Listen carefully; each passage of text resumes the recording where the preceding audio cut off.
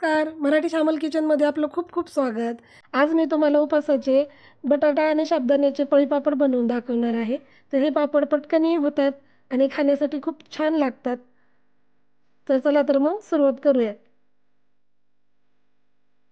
तर इथे मी 1 वाटी साबुदाणा रात्रभर भिजत घातला होता.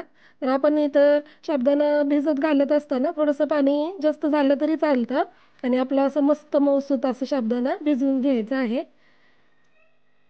तर आता तुम्हाला मी जेवढा साबुदाणा आहे त्यापेक्षा इथे 1.5 पट आपण इथे पाणी शिजायला ठेवून घ्यायचं आहे.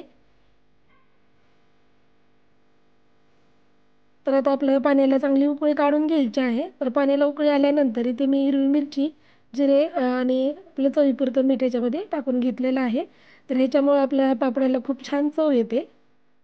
आणि आता आपण हा साबुदाणा ह्याच्यामध्ये टाकून चांगलं मिक्स करून घ्यायचं आहे. आणि आता इथे मी 4 बटाटे मस्त त्याचा असा खीस तयार करून घेतला आहे. आणि तुम्हाला तुमच्या आवडीप्रमाणे ते कमी जास्त खीस करायचा असेल तर तुम्ही करू शकता. तर आता खीस पण आपण लगेच याच्यामध्ये टाकून घेणार आहोत. तर त्याला चांगलं मिक्स करून घ्यायचं आणि 15 ते 20 मिनिटं आपण हे मिश्रण असं छानपैकी शिजवून घेणार आहोत.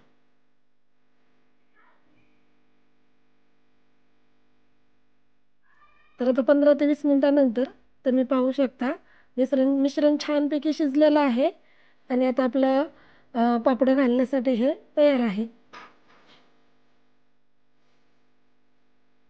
तर तुमचं जर थोडंसं हे मिश्रण पातळ झालं असेल तर तुम्ही थोडंसं थंड करून हे पापड टाकून घ्यायचे आहेत.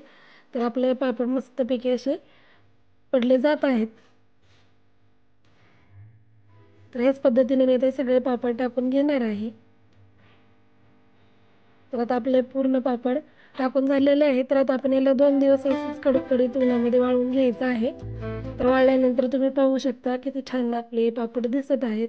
तर तळल्यानंतर तर ते एकदम दुप्पट-तिप्पट असे फुलतात आणि मस्त खुसखुशीत आपले हे पापड तयार होतात आणि चवीला सुद्धा तेवढेच छान लागतात.